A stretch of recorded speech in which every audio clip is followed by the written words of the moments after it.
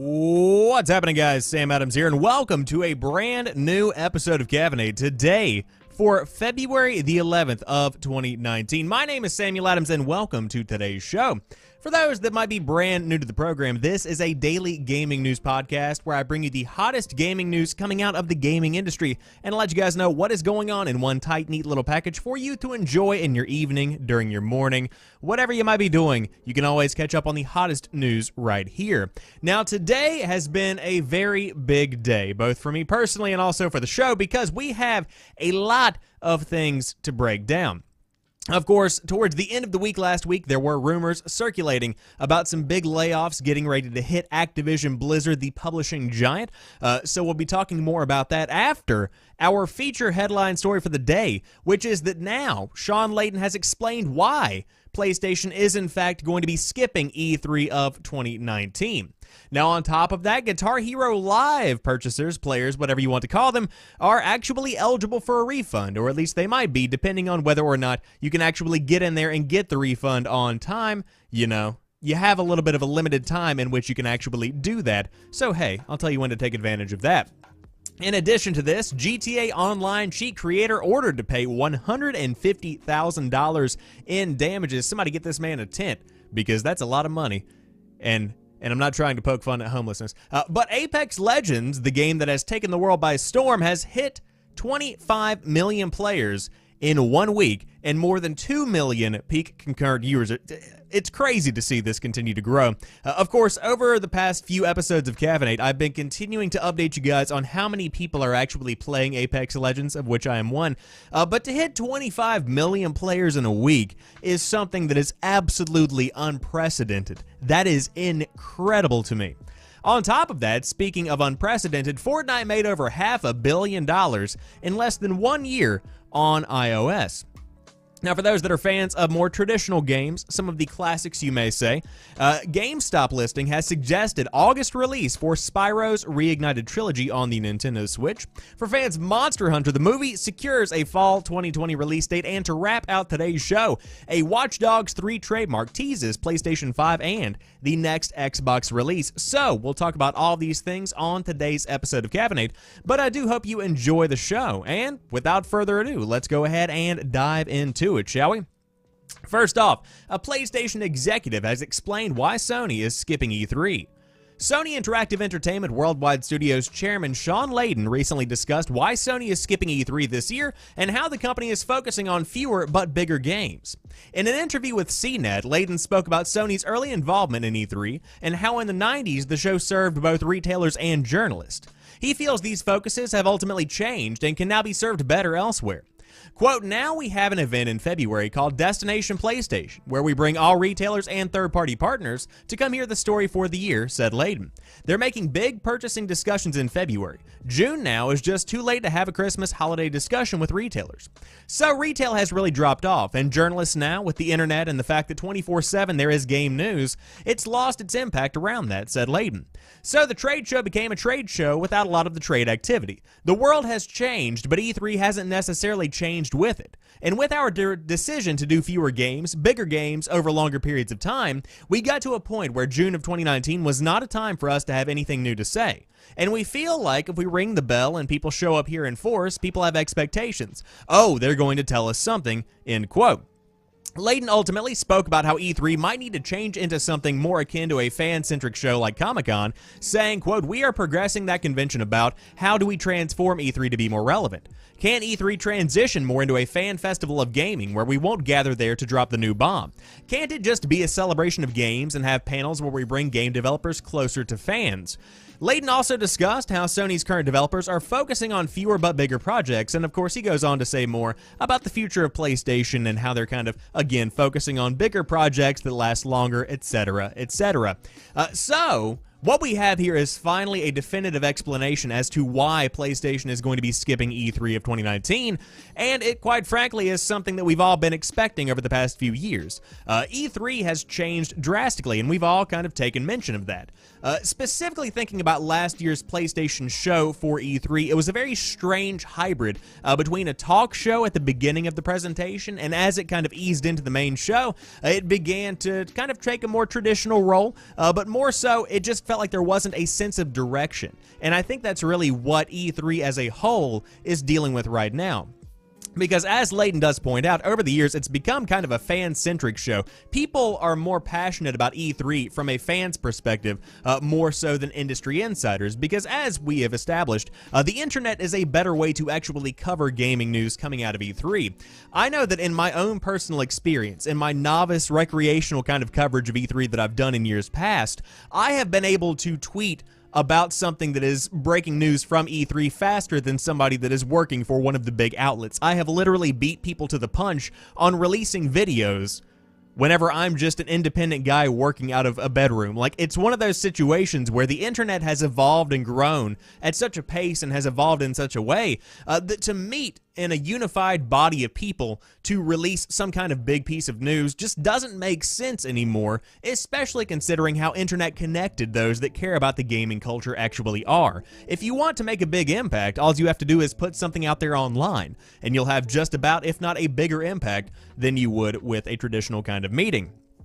So what is the future of E3 shaping up to be? At the moment, it does seem like Sony is pretty much out for the time being. Now, of course, Destination PlayStation is not something that I had ever heard of before. Apparently this is a new thing that they are announcing, so that's something that's kind of interesting in and of itself. But overall, I think that E3 is going to be shifting more and more as the years go on. Now, Phil Spencer and the guys over at Xbox are going to continue to come and present at E3. But with that being said, they take a different approach as compared to Sony and PlayStation, so it's kind of a big finagling, if you will, of how you want to spend your marketing money and where you really want to put your resources. But hey, I still love E3, and I'm still going to cover E3 here on the channel, at least for the next couple of years, or at least for this year. You know, if there's no good news coming out of it, then there's really no reason to focus on coverage anymore, and maybe that's where the industry will trend, and it will become a big Comic-Con. That would be fun. I'd like a gaming Comic-Con, like PAX, but with E3. Again, that's pretty much why PlayStation is skipping E3. Essentially, the show has changed, and E3 isn't what it used to be, and the industry is shifting. So interesting perspective there from Shawn Layden. Also to Spike in the chat, welcome on in, my friend. And if you want to watch the show live and you're watching on the YouTube version later or listening to the podcast service, it's live 5 days a week, Monday through Friday, 7 p.m. Eastern Time, twitch.tv/TheSamuelAdams. Bad news coming down the pipe. Activision-Blizzard employees brace for massive layoffs that are reported to be coming tomorrow. So if you are an Activision-Blizzard employee, prepare yourself. Don't buy stock tonight or any other kind of big thing other than like pay your rent and things. But staff at the game publisher Activision-Blizzard are preparing for big layoffs next week, which again is now this week, waiting to see who will be one of the potentially hundreds of employees who could lose their jobs on Tuesday. There's been no official news from the publisher yet, but we first heard word of upcoming layoffs late last year. At the time, Activision and Blizzard staff told me they expected to take the axe to fall into February, and I started hearing more and more rumors earlier this week, says Jason Schreier, with whispers suggesting that the layoffs would happen ahead of the publisher's quarterly earnings call, which is on Tuesday, February the 12th. Employees across all of Activision's offices have been kept in the dark as they wait to see what will happen. Some say they're pretty sure they're safe, others say they fear they will no longer have jobs next week. Last night, Bloomberg reported that the layoffs would take place on Tuesday and a number in the hundreds. When contacted earlier this week by Kotaku about the upcoming layoffs, a spokesperson for Activision did not respond to requests for comment. A spokesperson for Blizzard declined to comment twice. This news comes after a tumultuous year for the publisher, which consists of two entities, Activision and Blizzard. Both Activision and Blizzard operate autonomously, but are governed by the same C-suite of executives, including CEO Bobby Kotick, whose salary in 2017 was roughly $28.6 million. That's a fact that Jason Schreier threw in there, just to let you know what the executive is making. At Blizzard, 2018 was a year full of cost-cutting under Chief Operating Officer Armin Zerza, whose mandate has been to reduce spending and produce more games. Other than expansions and remasters, Blizzard has not released a new game since Overwatch in May of 2016. Employees all across Blizzard have been told to cut their budgets and spend less money, and there's general concern about Activision's creeping influence as other company looks to make more financially driven decisions. In October, Blizzard CEO Mike Morhaime stepped down to be replaced by Blizzard veteran J. Allen Brack, not as CEO, but notably as president. In December, Blizzard abruptly killed the Heroes of the Storm esports program, which we talked about here on Caffeinate, and cut down the development team for that game, its least successful of its lineup. People who work or have worked for Blizzard told me that they expect Tuesday's layoffs to be primarily in non-game development departments, such as publishing, marketing, and sales. Some of those jobs and roles may then fall to Activision proper, further reducing Blizzard's autonomy. Activision, meanwhile, has also been struggling. Last year's Call of Duty Black Ops 4 was successful, one of 2018's best-selling games according to MPD data, but the publisher lost one of its major franchises after Destiny 2's Forsaken expansion failed to meet Activision's lofty expectations.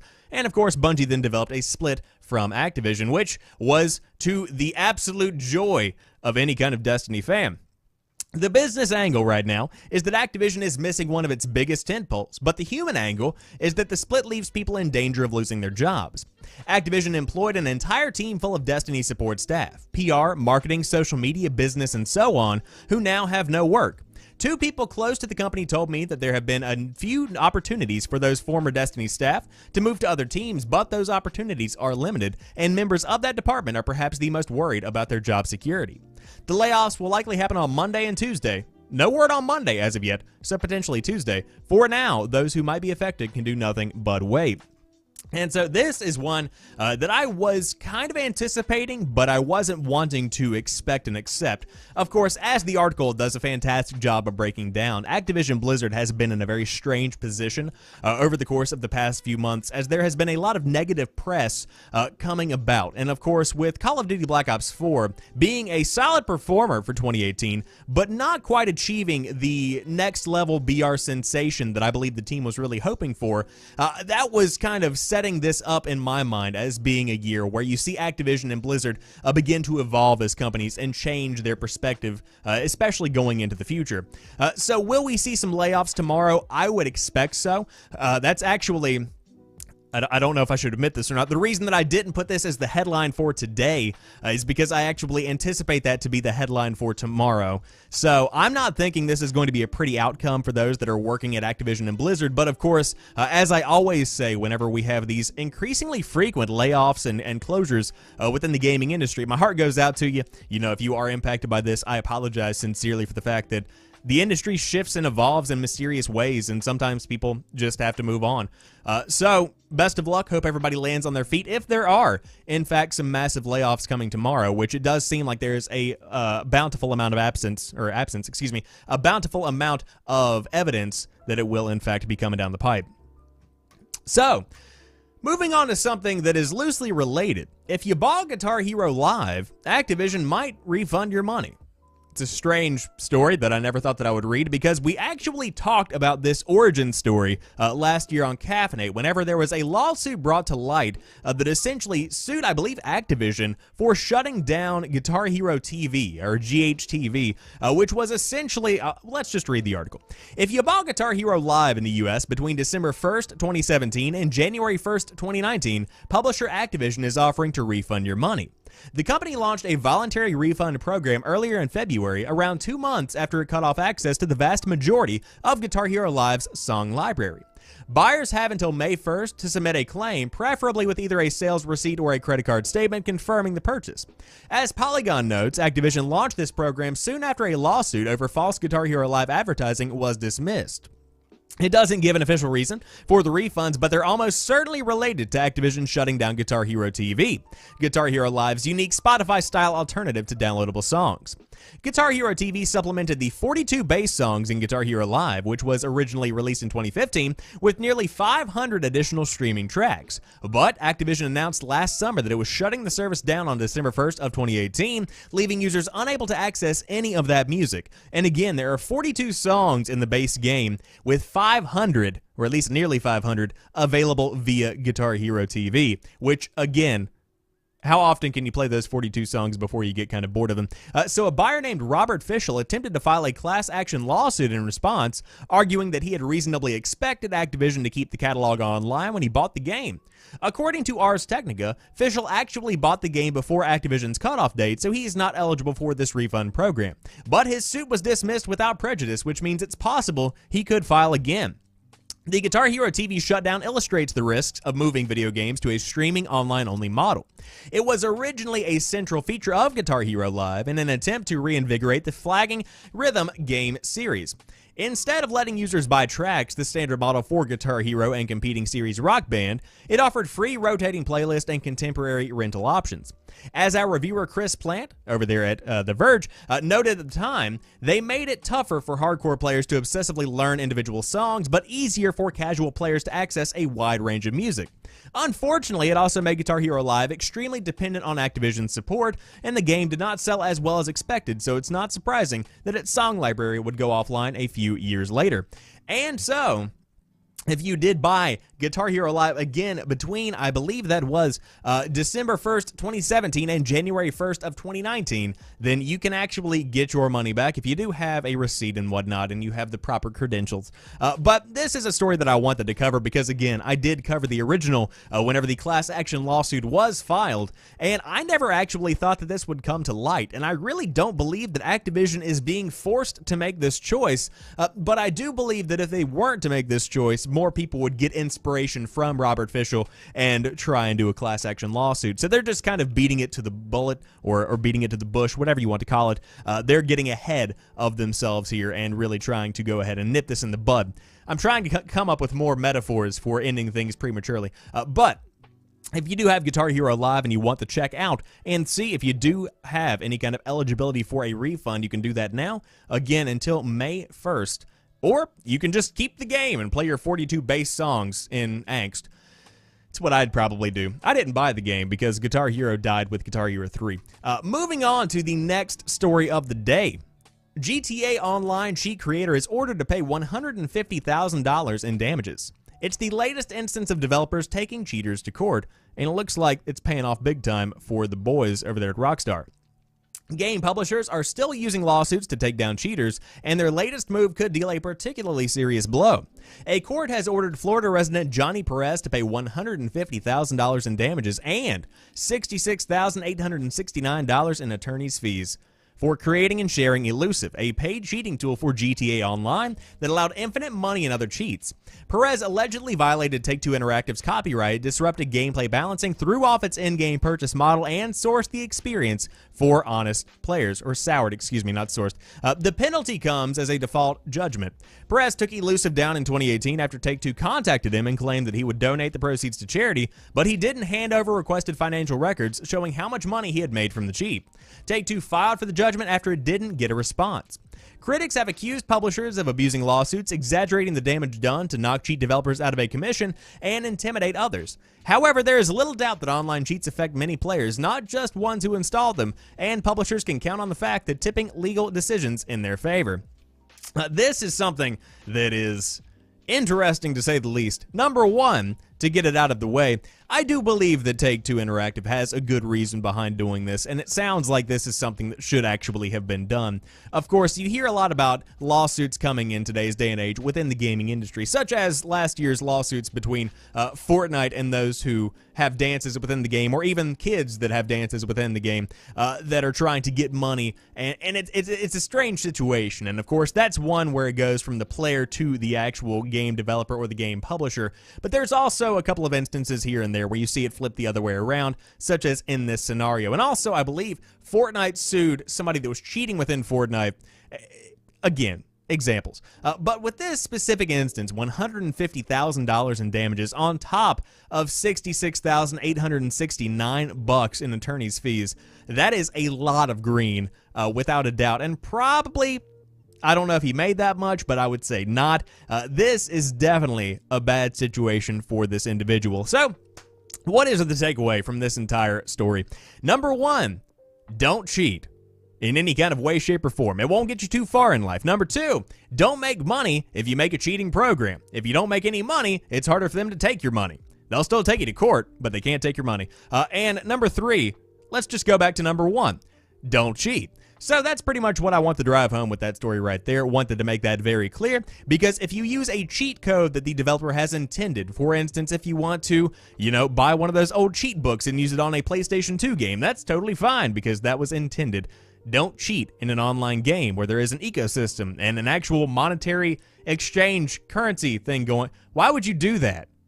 Why? Anyways, moving on to the next story of the day. Apex Legends hits 25 million players in a week. and more than 2 million peak concurrent users. That is a lot of people. Apex Legends, the free-to-play battle royale game from Titanfall developer Respawn, continues to soar. More than 25 million players have now tried Apex Legends, Respawn's Vince Zampella announced in a blog post. Additionally, the game reached well over 2 million peak concurrent players over the weekend, he said. Apex Legends has been rising since release on Monday, February the 4th. Again, to reiterate, as of right now, that is 1 week. That is 7 days since this game was released. As a matter of fact, about 7 days exactly, like not even 7 days and 23 hours. Like this is about 7 days exactly. The game hit 1 million players in 8 hours, increasing to 2.5 million players in 1 day. The previous peak concurrent figure was 600,000, so it's increasing fast. Apex Legends is nowhere close to Fortnite, however, as the game, which is much older, has 200 million players and a peak concurrent user record of 8.3 million, which is, again, a lot of people. But they say, and I quote, "What a week. Since we launched Apex Legends last week on Monday, we've seen the creation of an Apex Legends community that is excited, thriving, and full of great feedback and ideas. Our goal is to build the game with you, our community, so keep giving us your feedback because we really are listening." Zampella also announced some new events for Apex Legends. The Apex Legends Challenge, which is sponsored by Twitch, is a streamer event where 48 of the biggest streamers on Twitch will compete against each other. The event takes place tomorrow, February 12th, and again on February the 19th, and you can watch it on the official Twitch Rivals page if you did want to check it out.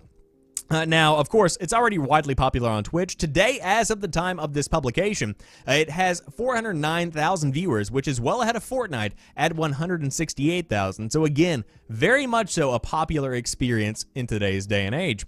Now, on top of that, Apex Legends has a Valentine's Day event coming up, which again, Valentine's Day is Thursday. More stuff coming from Respawn, more information coming soon about Apex Legends. But it is absolutely mind-blowing to see just how popular this game actually is. Now, I will say, I have put a considerable amount of time into Apex Legends. I've seen some people putting up 65 hours.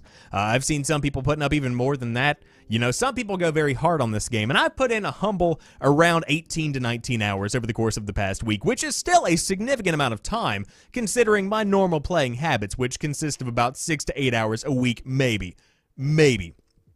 And I have loved every single minute of it. When I first dove into this game, I wasn't 100% on board, but let me tell you, when you figure out the looting, when you figure out the loot system, like the tiers and whatnot of Legendary and all that rarity, it is absolutely the best Battle Royale. It's just fantastic. It is so good.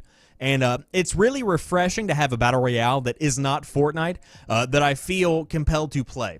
You know, like, I love Ring of Elysium, but I'm never going to play Ring of Elysium again. I'm sorry, I'm not. Apex Legends is so dang good, man.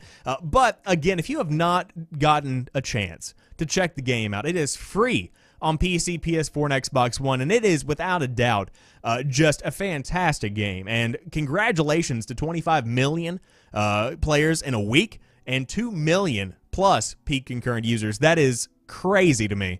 This game was not even known about 2 weeks ago, not even on the radar. No rumors, no leaks, nothing. That is incredible. Absolutely incredible. Now, speaking of Fortnite, the game's still making plenty of money. Fortnite made over $500 million in less than 1 year on iOS. Since its release on iOS last March, Fortnite has made over $500 million on the platform. Sensor Tower reports that since its release, Fortnite on iOS made an average of $1.53 million per day, dude, per day. $1.53 million per day. What? Apple takes a 30% cut of the revenue, equating to $150 million. U.S. players were responsible for $320 million of the $500 million total that took the game 326 days to reach. Fortnite reached the milestone faster than any other mobile titles in the same category, with Clash Royale and Honor of Kings hitting the same target in 389 and 405 days, respectively.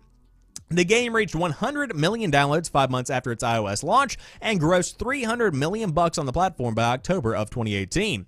In the run-up to Season 8, players can participate in the Share the Love event, which is going on now if you did want to dive in and check out what Fortnite in 2019 is like on the iOS. And of course, the game is also out on PC, PS4, Xbox One, Android, and of course, as we said, iOS.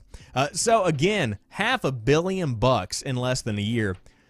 It's crazy. I know that I keep reiterating these things, but I really am floored at the amount of, number one, money that Fortnite continues to bring in, but number two, the amount of players that are actually actively playing these games. I mean, between Apex Legends and Fortnite, and I'm sure there's some crossover there, that's a lot of the population. That's a ton of people, you know? And of course, Apex Legends is exclusive to PC, PS4, and Xbox One, so Fortnite does have a bit of an advantage there when it comes to how many people are actually playing the game. But you can't deny that having that amount of money on one platform is incredible. I mean, that's more than some indie companies make in an entire decade. You know, that's something that is really worth thinking about. So, with that being established, we're moving on away from Battle Royale. We're moving on away from Activision-Blizzard. We now are talking about GameStop because GameStop has listed an August release date for Spyro's Reignited Trilogy on the Nintendo Switch, which, to be quite honest with you, makes pretty good sense. A recent listing has quietly turned up on the German page for video game retailer GameStop, suggesting that Activision's retro re-release Spyro Reignited Trilogy will be winging its way onto Nintendo Switch in August. The listing has since been removed, however. The revamped triple pack, which contains PlayStation classics Spyro the Dragon, Spyro 2 Ripto's Rage, and Spyro Year of the Dragon, launched late 2018 on PS4 and Xbox One, where the little purple fella saw immediate success. A port to Nintendo's hybrid console would be a no-brainer, and of course, nothing is official. This is just a retail rumor, but it should be remembered that Nintendo themselves once listed the Reignited Trilogy on their own official store before it was hurriedly removed, so things are looking up for Spyro's Switch fans, and of course you can stay tuned to Destructoid or right here on Caffeinate for the hottest news about the game. Not a surprise here. Again, you know, you have the Crash Insane Trilogy that came out a couple of months back on the Nintendo Switch. It's been incredibly popular, and of course, it was a stellar remaster slash re-release slash re-coat of paint. That's not a phrase. But it's always good to see these games kind of make a resurgence, and especially with Spyro. It's a game series that has so much nostalgia around it for both myself and also people around my age of between 20 and 25, that to not release it on the Switch, which is incredibly popular, is a mistake in and of itself. So, of course, they're going to go ahead and pop that thing out. It just makes sense. You port it over, boom shakalaka, good to go. Playing Spyro on the bus. Playing Spyro in the middle of college. You're laying out on the middle of a road in college playing. You're on drugs. Just kidding. But yeah, so Spyro Reignited Trilogy coming out hypothetically in August for the Nintendo Switch. Now moving on to the next story of the day. Monster Hunter movie has secured a fall 2020 release date. Oh boy. After many years of rumors, murmurs, and shifting developments, Sony has finally secured a release date for the movie based on Capcom's franchise, Monster Hunter. Directed by Paul W.S. Anderson of Resident Evil and Mortal Kombat fame, the sci-fi actioner starring Mila Jovovich, sure, Ron Perlman, nice, and Tony Jaa will be hitting the silver screen on September 4th of next year. Quote, "Behind our world, there is another. A world of dangerous and powerful monsters that rule their domain with deadly ferocity," reads the official plot synopsis. When Lieutenant Artemis Jovovich and her loyal soldiers are transported from our world to the new world, the unflappable Lieutenant, why unflappable, receives the shock of her life. In her desperate battle for survival against enormous enemies with incredible powers and unstoppable terrifying attacks, Artemis will team up with a mysterious man, Tony Jaa, who has found a way to fight back. Where does Ron Perlman come into this? Now, personally, the author says, I don't really have any faith in this film being more than a lazy Sunday renter. This isn't to knock the talent of those involved, but I already can't help but picture a Starship Troopers type affair, except taken way too seriously, and without the cathartic mayhem and sharp satire. Monster Hunter is noted for its incredible environments and unique, awe-inspiring creatures. However, this is the genuine essence of the franchise, and it can be translated to the big screen if done correctly, just not big swords and badass fights alone. So again, the movie is going to be coming out September 4th of 2020. And do I have faith in this? Absolutely not. This, oh God. I mean, I like Ron Perlman, but I don't know about a Monster Hunter movie. However, of what I understand, it doesn't look as bad as it sounds. It could be as bad as it sounds. So we'll see what happens with that. But again, if you did want to check out the Monster Hunter film, you can check out Jovovich and Jagras and Perlman. Nice. In 2020. September 4th, specifically. Now, the final story of the day is one that I am relatively not feeling one way or the other about, because we all know all three of these things are coming. But Watch Dogs 3 has a brand new trademark that teases PlayStation 5, and the next Xbox release. In 2016, Ubisoft released cyber-sleuthing action-adventure game Watch Dogs 2 on PC and consoles. Although sales of the game appear to be lower than that of its predecessor, at retail at least, many fans were eager to play a sequel.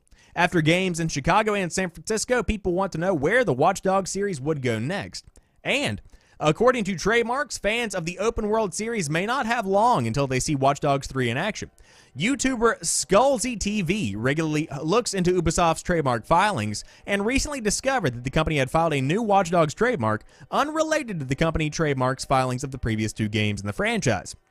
Screenshots of the filing on the United States Trademark Office explain what Ubisoft submitted with the new trademark in November 2018 specifically.